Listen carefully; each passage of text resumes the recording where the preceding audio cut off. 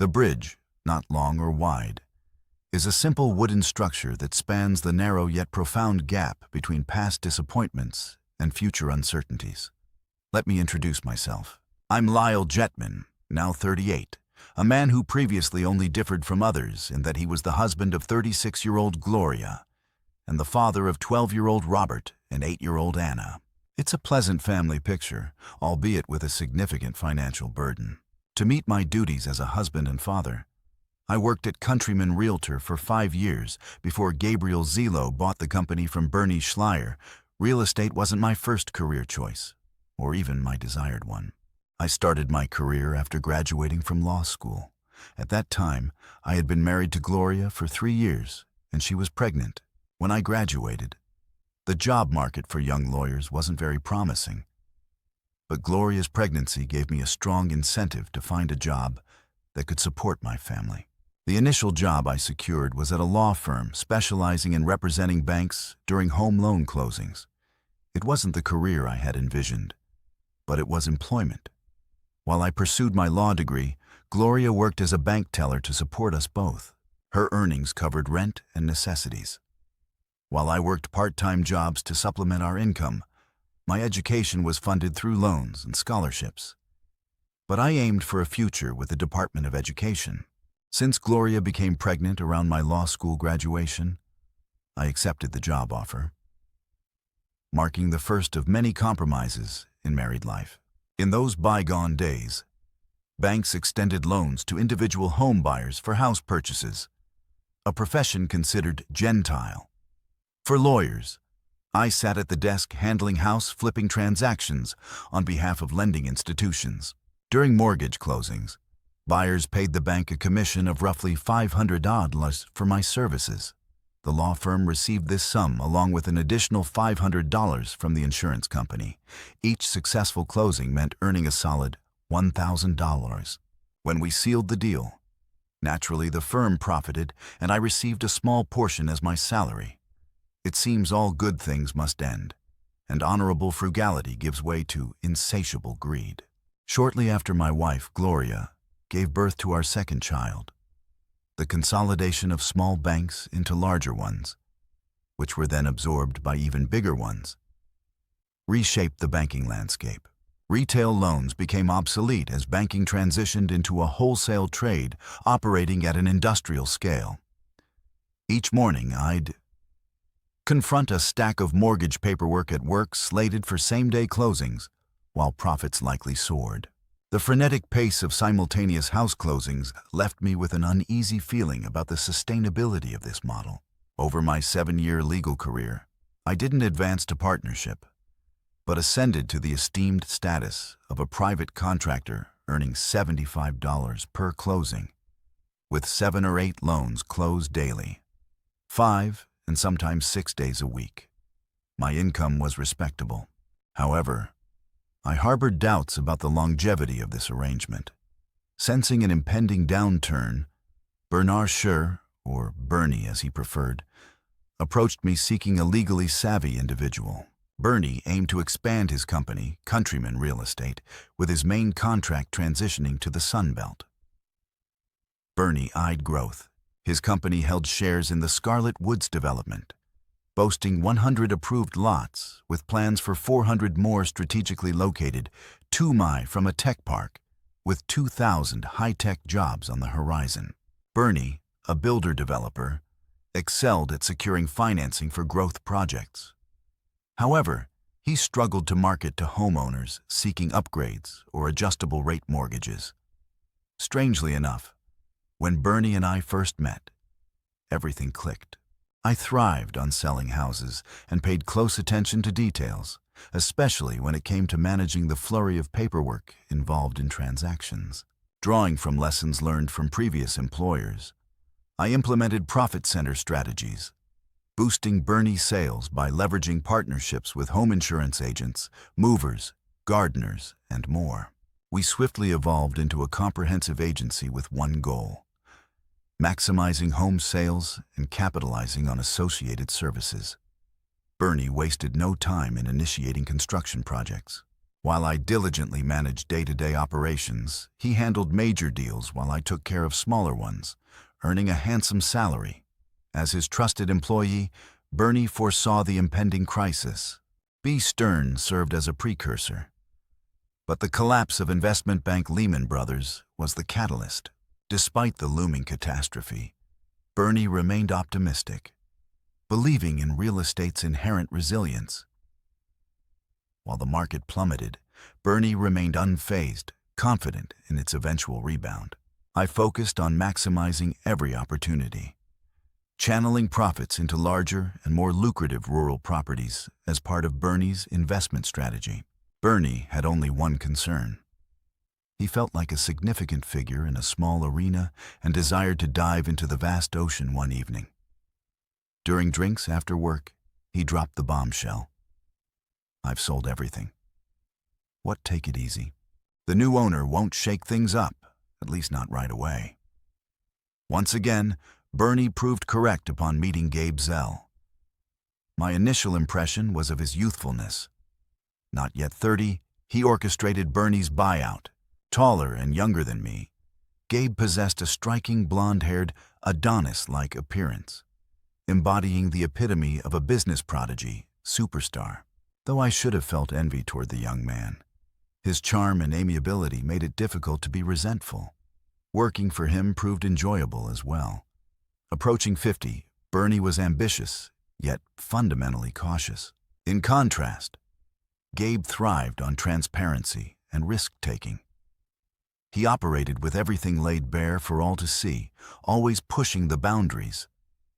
It became evident early on that his investment in a rural property had stretched his finances thin. Gabe leaned more toward financing than construction, and leaned more into management than salesmanship. He relished in quick profits, and when the real estate market rebounded his wager on countrymen, real estate clearly paid off. Meanwhile, Bernie headed to Florida, drawn to the allure of a large real estate venture. The night before his departure, I wished him luck. "Come with me, baby." He said no. "I'm not a child anymore. I have a wife and 2 teenagers to support." I replied, "Okay, but someday you'll regret it." I hoped not, but I checked the job market. There's not much left of my old company. Stephen Pender, one of the junior partners, managed to weather the collapse. He was glad to hear from me, but offered only 1/3 of my current earnings. So I worked diligently to ensure Countryman Real Estate stay afloat. Overall, I was content working for Gabe, as we called him. He treated me well and allowed me to manage the office day to day. Did I have any doubts about him? Yes, but my only grievance with the boss was minor. Bernie never hosted, did a formal Christmas party, but Gabe took it to the opposite extreme. He rented one of the finest vacation spots in Saratoga, albeit during the off-season, for a hefty sum. The next party, held on the first Saturday in December, was for staff contractors, bankers, and realtors. It was a lavish affair with a large guest list. Gabe spared no expense. Well, it was his money, and perhaps there was a legitimate business rationale behind it. All my discontent began around midnight and intensified throughout the night. You see, I arrived with the most attractive woman in the venue on my arm. I married Gloria right after college, when we were both barely 22, while I was in law school. She worked a dead-end job to support us. I'll always be grateful to her for that. But she became pregnant by stopping birth control while I studied for the bar exam. In hindsight, the pregnancy may have been for the best. We've been good parents then, and still are now. While I struggled with renting houses, Gloria raised our kids and worked nights to earn her doctorate in child psychology. When our youngest child started school, Gloria returned to work, landing a job at the State Department. She also embarked on what I now call her running career. Gloria could be described as chubby, especially compared to some undernourished models. But at 30, she transitioned from swimming at the YWCA pool twice a week and jogging occasionally to running long distances solo. Every morning, she started waking early to trek 5 miles cross-country. Each evening, she dedicated half an hour to sprinting. She held the fastest time among local female runners and was only surpassed once by national competitors in local 5K and 10K races.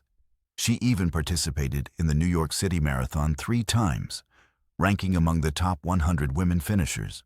I'm not a stay-at-home type. I hit the gym at least 3 times a week and bike 20 mil on summer weekends. However, with over 5% body fat, I don't boast a physique sculpted by Michelangelo. I stood by Gloria in her endeavors, witnessing her early morning routines and returning sweaty as I woke the children. I felt proud of my wife. So when I entered the Christmas party with this tall, dark-haired beauty on my arm, conversations hushed and heads turned to behold the striking Gloria. Standing just over 6 feet tall in her 3-in heels, she matched my height perfectly. Her raven locks cascaded over her shoulders, shimmering in the ballroom lamplight. That evening, despite her efforts to attend the party, Gloria wore a new form-fitting black dress. The scallop-trimmed attire hinted at her cleavage and was daringly short, showcasing her fabulously long runner's legs. This dress accentuated her flat stomach and sculpted rear, drawing admiring gazes. No longer a chubby girl? My wife exuded confidence as a remarkable woman in Gab's arms. She wasted no time in greeting us and joining him for a dance. Although I couldn't deny they made a lovely couple, his attentiveness seemed to border on inappropriate. Shortly before midnight, he approached her and kissed her passionately beneath the mistletoe. Well, I wasn't jealous. Yes, my wife was attractive, but I trusted her. We had weathered many hardships together, from years of law school to raising children and paying off school loans. We had overcome illness and feticide. I felt sorry for couples who hadn't faced such trials together. It's adversity that strengthens a marriage. Gloria and I had faced everything together and remained deeply in love. As Gloria reveled in the attention while drinking, I dismissed it all as the result of the festive atmosphere. I escorted my wife home and we didn't discuss the incident further. It was just an effect of too much hard drinks, I reassured myself. 6 months later, Memorial Day weekend rolled around, marking the halfway point of the year, which had been favorable for the real estate sector, with a notable increase in clients. The final week of May experienced record-breaking heat, setting the hottest temperatures in the past decade. The company's operating account brimmed with cash from home sales scheduled for deposit on the first business day of June. We planned to review the checks and electronically pay the banks when the office reopened after the 3-day weekend. Are you joining us for the weekend camping trip? Gabe inquired. He had rented a mountain cabin in the Adira for Memorial Day weekend and had been talking about it incessantly for weeks, though his invitation extended to Gloria and me. I was hesitant. I'm not sure what Gloria's plans are, I replied, attempting to decline politely. Oh, she's coming. She's looking forward to it, Gabe insisted confidently. I regarded him with uncertainty. We discussed on the phone, he added hastily. Why did I doubt him? Nevertheless, after he departed, I called Gloria, and indeed she was enthusiastic about the trip. Reflecting on it now, I realized that this was the pivotal moment to avert disaster. But I failed to recognize it. I loved Gloria deeply and trusted her implicitly. According to MapQuest, the journey to Gab's house would be challenging. I traded my Honda Accord for a 4-wheel drive SUV at the rental place. The last 20 miles of the route were along mountain roads, with the final 3 miles on dirt tracks. Having visited the Adirondack Mountains before, I knew firsthand their rugged nature. Gab's residence lay southwest of Saranac Lake, and the journey took nearly 4 hours. The GPS guided us for the last 5 miles, leading us off the Beltway onto the final 2 miles of semi-paved road that terminated at a sturdy wooden bridge, though narrow. The recently renovated bridge spanned a ravine, while not excessively wide. The gap was deep, characteristic of the terrain, typical of the Outer Arak Mountains. It's such challenging terrain that preserves their untamed wilderness. I traversed the bridge cautiously, contemplating if there might be another road available. Despite the absence of an alternate exit on the GPS map, I felt like a mouse ensnared in a trap, wondering if there might be a lurking carnivore nearby, 3 mil along a rugged dirt road. We arrived at a 2-story house nestled on a clearing on the mountainside, roughly a Thwaro Zo 0 FT below the summit. A dozen aider loomed to the north, providing a picturesque backdrop to this remote location where what appeared to be a rustic cabin had been erected. I parked the SUV in a meticulously maintained parking lot adjacent to 3 similarly upscale vehicles. Everything appeared pristine and meticulously tended to. The cabin itself exemplified the modern log building aesthetic that evoked rustic charm while boasting contemporary comforts adorned in a fusion of modern and traditional paneling. It exuded the ambiance of a 19th-century mountain retreat, albeit with modern conveniences. It was evident that Gabe had spared no expense to create this illusion. I had little doubt about his intended audience for such ostentation, and it certainly wasn't me. We were welcomed on the expansive porch adorned with adera, chairs, and rustic decor by a group of 6 individuals. Among them were 3 young men, Gabe and 2 of his college acquaintances. Ken Lewis, the shortest among them, at about 5'10", possessed a muscular physique akin to a weightlifter nearing his 30s, though starting to bald. Like Gabe, Ken's rugged features were accentuated by his muscular frame, visible beneath his tight t-shirt and shorts. The second college friend, Glenn Sachs, stood at roughly 6 feet tall, slender with curly blonde hair. He appeared more aesthetically pleasing than Ken, his arms wrapped around a blonde woman introduced as Sharon. Sharon exuded beauty, with her voluptuous figure and ample bust, likely in her 30s, possibly older and noticeably 8 to 10 years. Glenn's senior standing beside Ken was Robin, a slightly younger woman clearly accompanying him. She possessed a bubbly demeanor, short stature, and a well-endowed physique, with bosom seemingly disproportionate to her petite frame. The final member of the group stood tall with flowing brown hair. She was Paula Henry, one of those individuals often described as beautiful, possessing attractive yet sharply defined, not entirely feminine features. Her demeanor suggested intelligence, a trait acknowledged by herself and others. Clearly the youngest among the women, she was a schoolmate of the boys. Despite the warm and overly enthusiastic welcome we received, there was an air of peculiarity. Gabe specifically greeted my wife with enthusiasm, while I received a more perfunctory acknowledgement. Meanwhile, his friend Paula regarded me with a scrutinizing gaze, akin to one observing a laboratory specimen. Before dissection, dinner arrangements were swiftly made, prompting us to hastily stow our belongings in our designated second-floor bedroom adjacent to Gab's master suite, seated in the expansive Great Hall, serving as a combined living room, dining area, and game room.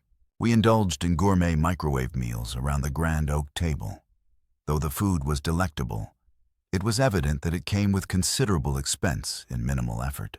Wine flowed generously, and I monitored my intake, mindful of my host's persistent attempts to replenish our glasses. Post-dinner, the group congregated around the gas fireplace on the terrace, where potent drinks and herb made an appearance, setting the tone for a weekend characterized by Ari and mild use. As I navigated through the situation with careful inquiry and astute observation, what initially seemed like a typical holiday weekend with my boss, his friends, and their partners took on a more intricate undertone. It soon became apparent that Robin had a fiancé elsewhere, while Sharon was married with 2 children and a husband waiting at home. Infidelity was treated with casual disregard and even humor. Paula remained fixated on me, seemingly detached from the group, although she appeared to be aligned with Gabe. She showed no offense at his overt flirtation with my wife. Throughout the night, Gabe positioned himself mostly between Gloria and Paula, directing most of his conversation towards Gloria. My attempts to engage Paula were met with polite but distant interest, signaling me to refrain from further interaction. As midnight approached, the guests, still in high spirits, seemed prepared to retire for the night, yet, in unspoken anticipation, lingered. Suddenly, Gabe addressed me, acknowledging my probable fatigue from the lengthy drive. "Are you ready for bed, Lyle?" Gloria suggested, to which I jokingly insisted on another drink, offering it to Gabe. Internally, I fumed at Gabe's attempts to seduce my wife, questioning Gloria's behavior throughout the evening. Was she truly enamored with him? It was a night of waiting. But ultimately, I emerged victorious. Returning to our designated room, Gloria entered the shower alone, and I refrained from joining her, recognizing the futility. Upon her exit, she sat undressed on the edge of the bed, inviting me to join her. "I want to enjoy this weekend," she expressed, reflecting on our challenging past and acknowledging my unwavering support. "You've been an exceptional partner and parent, sacrificing for my education and nurturing our family. Your dedication is not gone unnoticed. I'm proud to be your wife." I woke to the morning sunlight flooding through the open blinds of the spacious bedroom window. Typically, Gloria rose much earlier than I did for my morning jog, but last night's indulgence in hard drinks and bang had its effects. Rising from bed, I drew the curtains shut and made my way to the compact bathroom with a shower.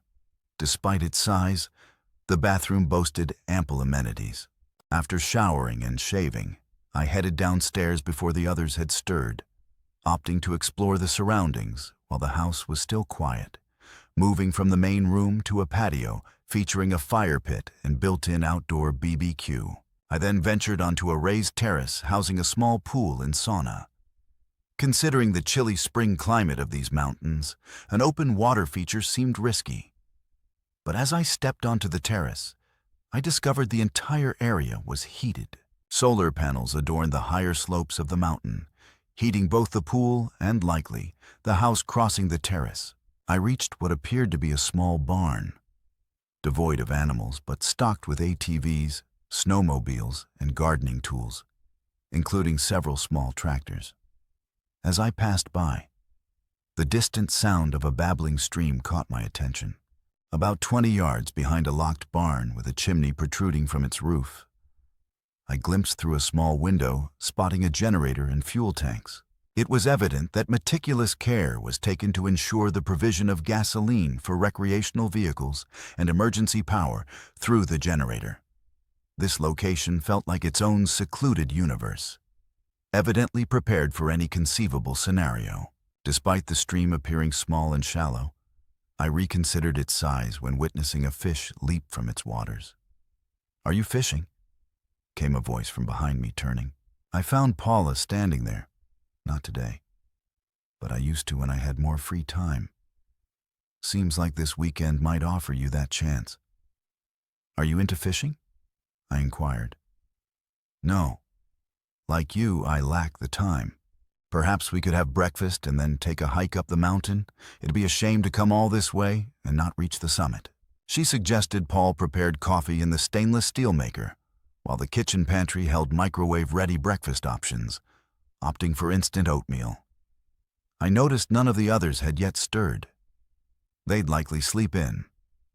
"How about that hike?" she proposed, smiling with Paula. Evidently knowing the trail's beginning, she led us straight to it.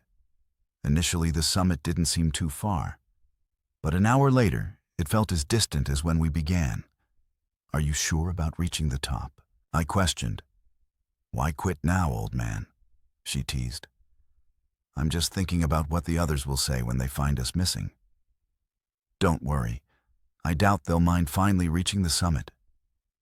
The sun position nearly overhead indicated noon was nearing. The mountain's peak was somewhat underwhelming, with a flat area bordered by rounded edges.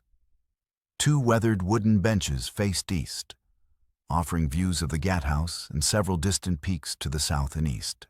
Though the fog obscured distant vistas, the air felt crisp and pure seating herself. Paula appeared content to soak in the view mind. "If I join you," she asked, "I'd like to rest before heading back down." "No, the old man could use a rest," I responded, prompting a smile from me. "So Glenn is a broker, Ken is a banker, and Gabe is a developer. But despite talking all night, I never found out what you do," I remarked, eyeing her thoughtfully. She seemed to weigh the question, assessing the potential consequences. "I'm an inspector. I work for the government.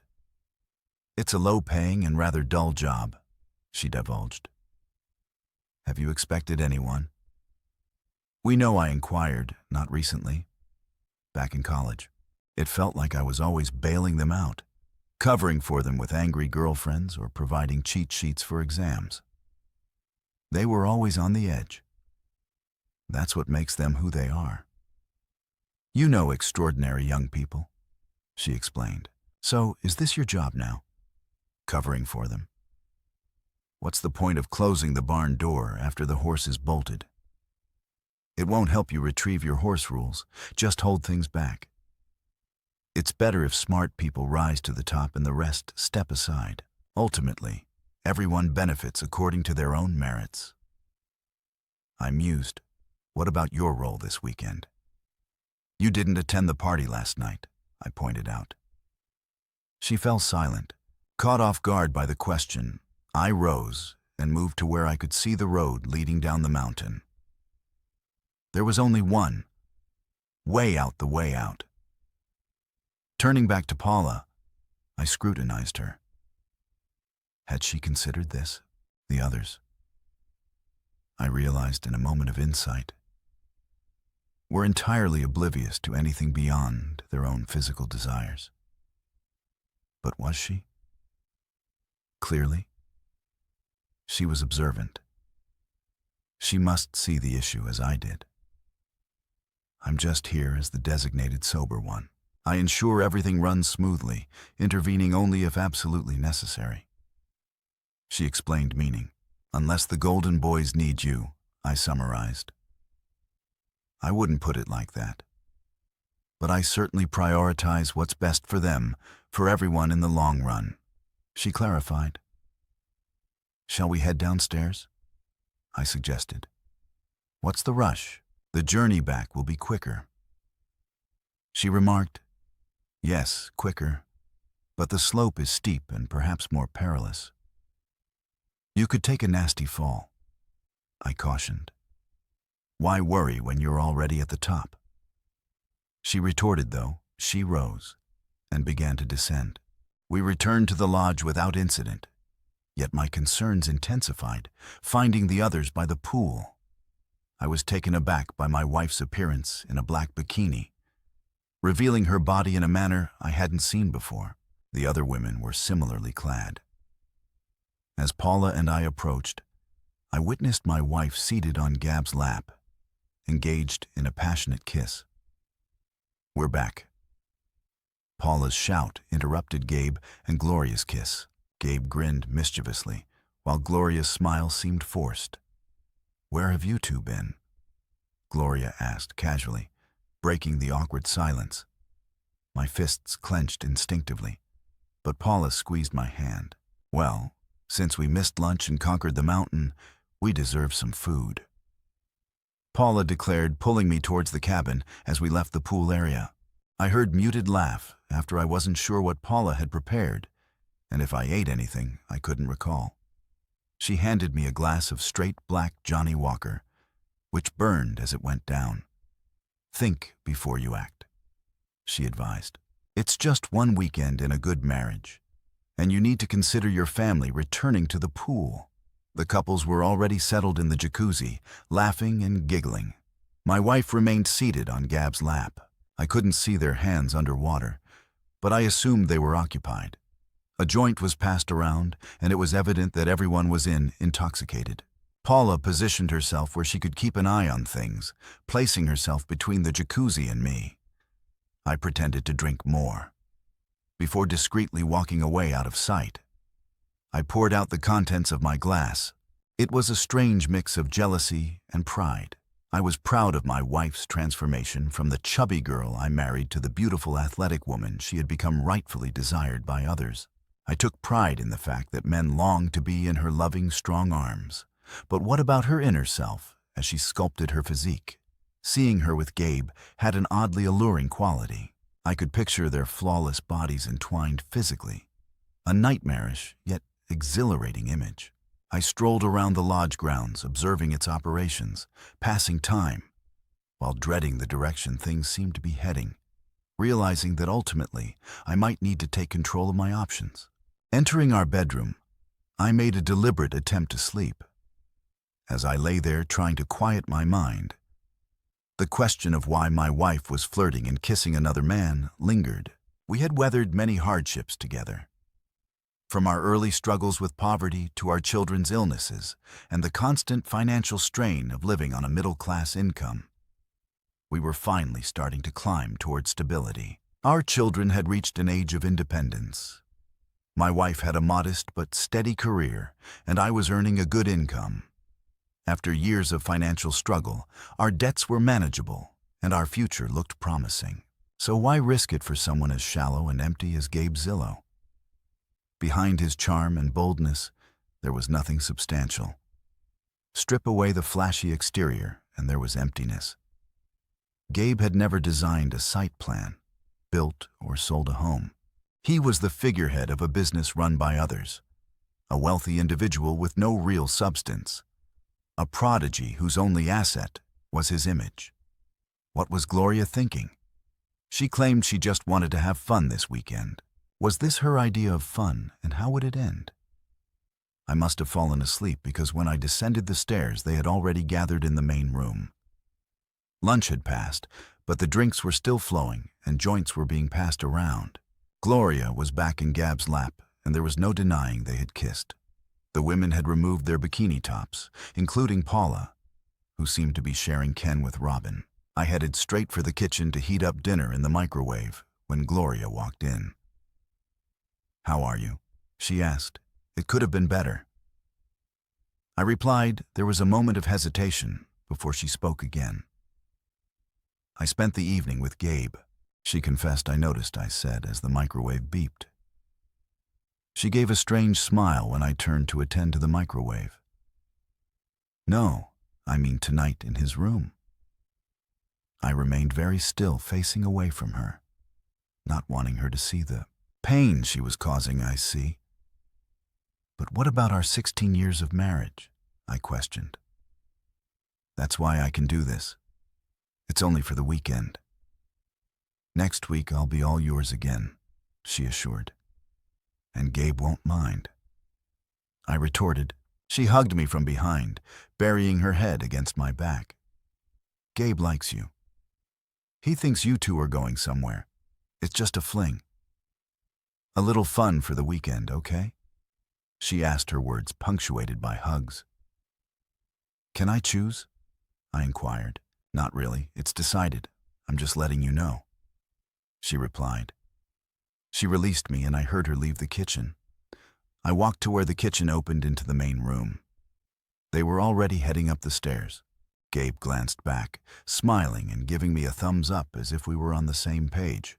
He whispered something to Gloria, who turned around, waved, and smiled at me. I returned to the kitchen, feeling as though everything we had been through together meant nothing. My wife had left me and humiliated me. I discarded the food from the microwave and made coffee instead. It was going to be a long night as the water started to boil. I heard footsteps entering the kitchen. I turned to find Paula observing me. I didn't expect there to be caffeine. "Wouldn't something else be better?" she queried. "Everyone has their preferences," I replied. "But tell me, what's your role here?" She shrugged in response. "I'm just trying to ensure things remain calm." "And how do you plan to do that?" "By sleeping with me." She chuckled. "No, I wouldn't go that far, but don't lose hope." You'll have your wife back and maybe even a bonus. So there's money involved, I noted. Isn't it always the case? You can't make waves. When you work for this man, you have to consider your family.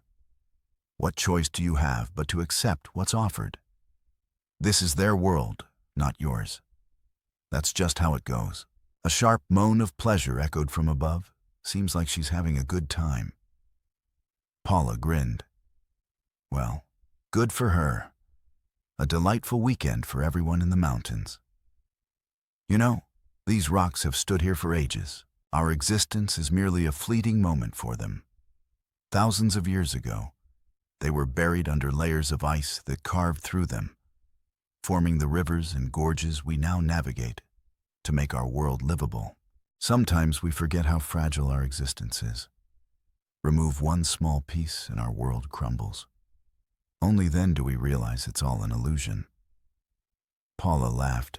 Wow, you're quite the philosopher. No, just someone who understands what truly matters, striving to discern the genuine from the fleeting illusions. She probably assumed I wouldn't stir up any trouble, leaving me alone with my coffee and my anguish around in the morning. I ascended the stairs, passing the master bedroom door. I was greeted by loud screams and pleasure-filled moans from my wife. She had always been quiet during our carnal moments, but it seemed he brought her more satisfaction, younger and more vigorous. He excelled in every aspect. It appeared my wife had found the pleasure she sought in his embrace. I showered and changed into warm attire, anticipating the cold outside. I tried to drown out the noises echoing through the walls. As I waited by the time silence finally descended upon the house. It was well past. In the morning, waiting another 30 minutes, I ventured downstairs. In a kitchen cabinet, I discovered a flashlight and candles with matches. A prudent measure.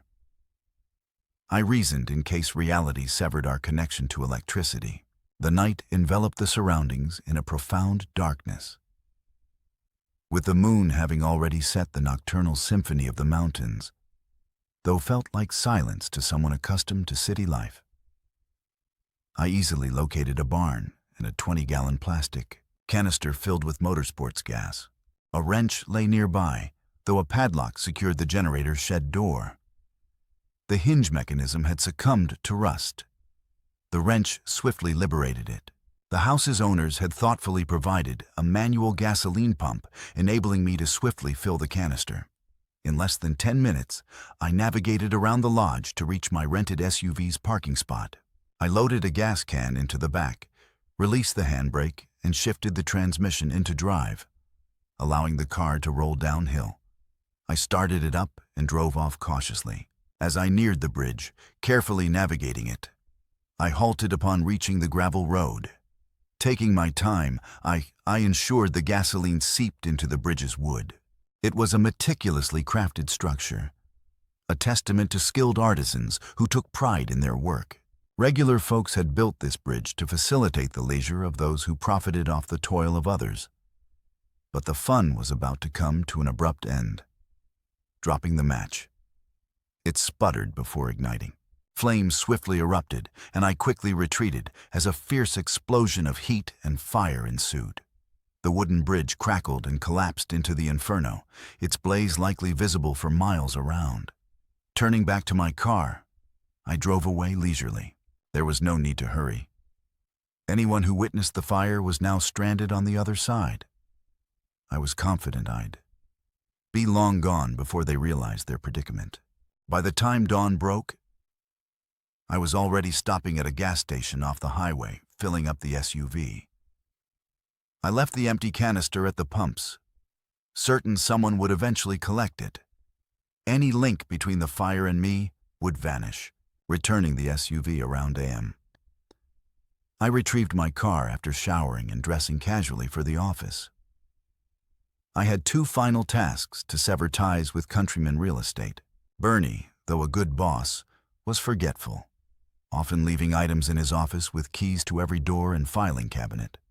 I had easy access. Gabe, meticulous with his belongings, kept the combination to his desk safe in a folder labeled Security, stored in a locked closet. Thanks to Bernie's keys, I gained entry and retrieved the password diary from the safe, accessing the company's personal account. It would have been simple to abscond with everything, but that wasn't my intent. Theft would only lead to trouble. Instead, I transferred the operating account to another. Initially, when I joined Countryman, we established a trust account for deposits as per state regulations. Over time, new trust accounts were created for each project, while the original was forgotten. Although the previous account was archived, it wasn't recorded in the ledgers. It remained empty until I injected nearly $20 million into it, safeguarding all our cash. I bolstered our line of credit as a precaution, ensuring my actions didn't seem hollow. Nothing was stolen. Everything remained intact. However, it would take days to locate and return the funds. In the wee hours of Tuesday morning, electronic transfers will hit an empty account, halting hundreds of payments. Unsure of the extent of damage, our reliance on credit left us vulnerable. Remove that lifeline and we'll face tough times, at least temporarily. It'll be an uphill battle for Countrymen to rebuild their creditworthiness. The longer the shortfall persists, the more dire the situation becomes. With luck, Gabe will still be away in the mountains on Tuesday. Once all is set, I'll print my resignation letter before departing the office. As I was about to leave, placing the letter on Gab's secretary's desk, my cell buzzed. Glancing at the screen, I saw Gloria's photo, but I let it go to voicemail, though I couldn't resist listening. "Where are you, baby? The car's missing and I'm worried. Sick. Call me," her voice pleaded. About 30 minutes later, Gabe called. "Hey, Lyle. You okay? Gloria is frantic, caller," he urged with a hint of threat at the end. Oddly, it amused me. On Sunday, Gloria called 3 times, with 2 more calls from Gabe, the latter sounding more forceful, insisting I get in touch. Monday morning, I fetched the kids from Gloria's parents. As I left, Gloria called again. "Be home tonight. We need to talk if you get this call. I'm really worried," she implored. "This is childish," she added. I doubted she'd return at her parents'. They were expecting me. Gloria called again, saying you might be on your own, picking up the kids. Her mother urged me to call, while her father suggested waiting until she returned. "There are things we need to sort out," he remarked personally. I aimed to steer clear of familial debates. They weren't pleased, but there wasn't much they could do. My daughter sensed tension, but I assured her this is between Mom and me. We'll discuss it when she returns, out of fairness to her. After settling the kids in, I retreated to our old bedroom and dialed Felix Rodriguez. "How's it going, Lyle?" he greeted. "Not great, Felix. I need your expertise." I confided Felix. A top-notch family lawyer and stand-up guy listened attentively what's going on. He inquired, "I need to file for divorce?" I stated firmly. We delved into details over an hour, scheduling an appointment for late Tuesday to kickstart the process. Meanwhile, calls persisted from the mountains. It seems her parents got in touch with her. The tone of the messages changed. Gloria and Gabe reached out without threats. "Hey, if I messed up, I apologize. Let's not let this weekend affect our professional relationship. It wouldn't be good for anyone if you catch my drift," Gabe stated. Later around p.m., Gloria reached out urgently. "Lyle, please call. Something's happened here. There's no bridge. We're all stuck. Call me. I need to talk," she urged. Bright and early Tuesday, I rang up Stephen Pender, my old buddy. We arranged to meet for lunch at a nearby diner. "Are you sure about this?" Stephen mused between bites. "Done deal. I've officially resigned," I affirmed, as if to emphasize.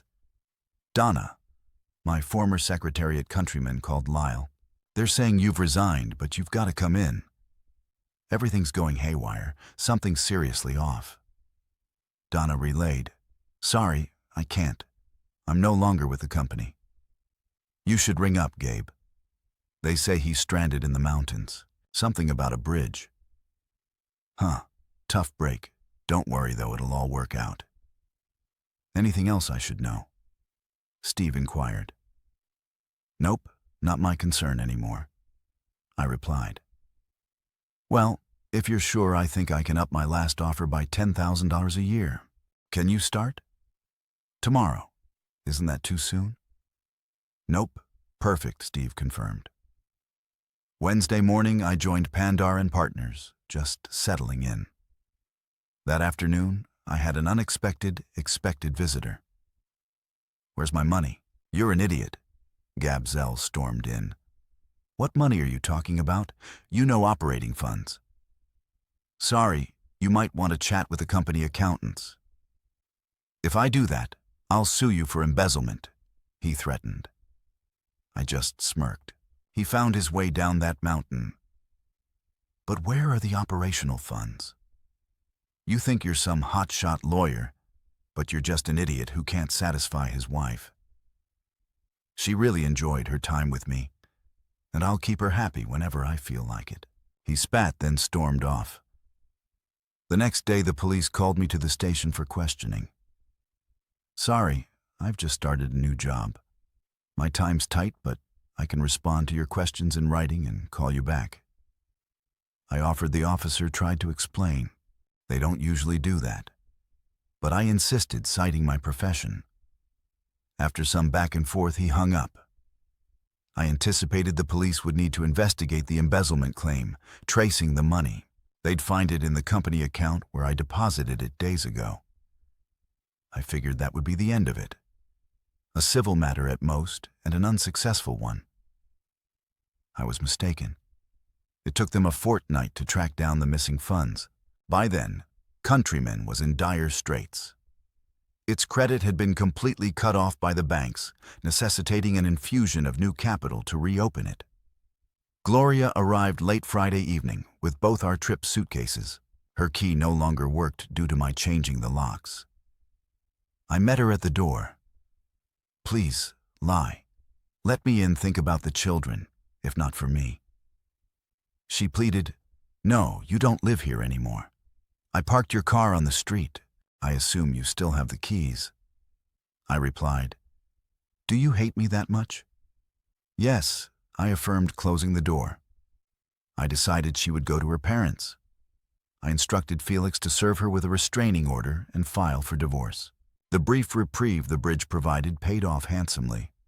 With Felix's help, she was kept away, and I gained temporary custody of the children.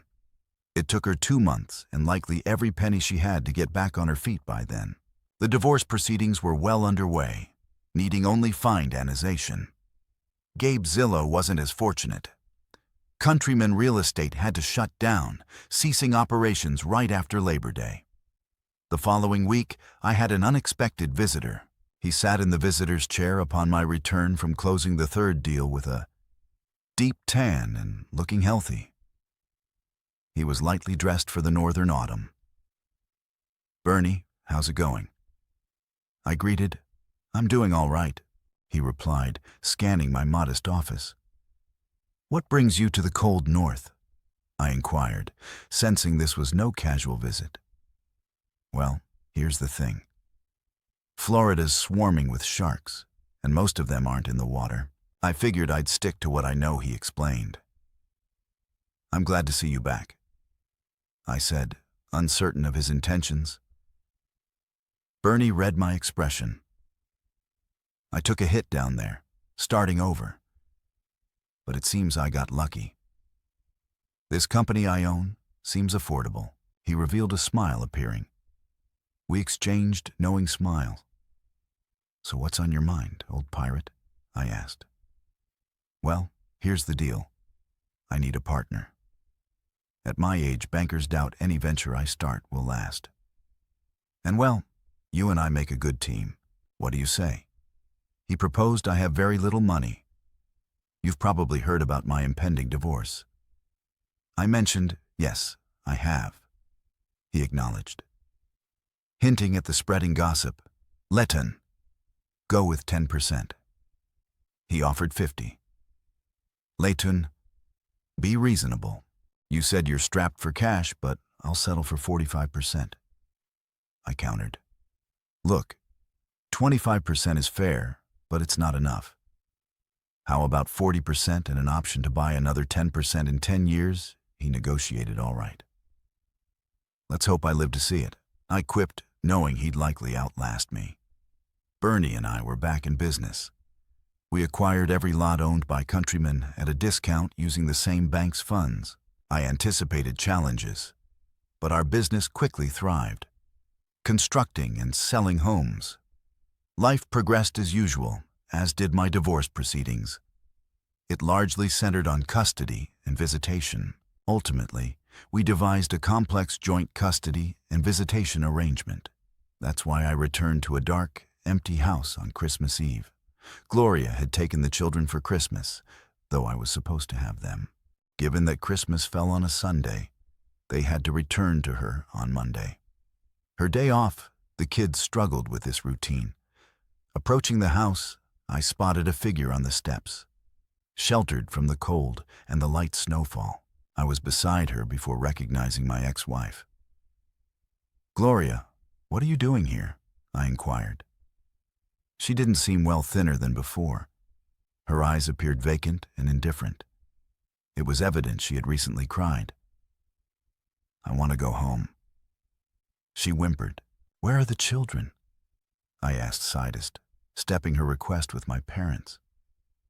"They want to come home too. We want to be a family again in our little house. What you did to us is unfair. I didn't do anything like that." "Well, yes, that's true. I made a mistake." "Okay, it was a bad and hurtful mistake, but it was just one mistake. You're the one who tore our family apart," she accused, her voice tinged with anger, making a conscious effort to regain composure. She said I promised myself I wouldn't lose my temper. But you need to understand, I struggle with anger because of this. You have anger issues. I was surprised. Don't act innocent. That's not who you are. Were you just ahead of the game?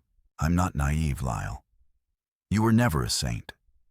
I know I hurt you, but it was never intentional. Do you honestly expect me to believe that sleeping with another man right in front of me wouldn't hurt? I replied. She turned away, clearly wounded by my words. I watched as she wiped her eyes, her back now facing me. It was evident she was crying. I was always the overweight one. The last choice on the dance floor. I had to settle for whoever showed interest. I was a good girl, enduring countless insults. I waited all through high school and most of college for the right person. When I met you, I thought I had found him. I was a maid when we got married. I didn't make a fuss about it, but I assumed you knew you weren't a prince then, and you certainly aren't now. You were just an ordinary guy, but I loved you with all my heart. Yes, you were a bit sharper and more ambitious than the rest. But we were always struggling financially.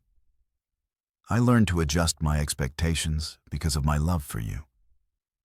It pained me to witness your constant struggles. Then Gabriel entered the picture, and suddenly everything seemed to improve.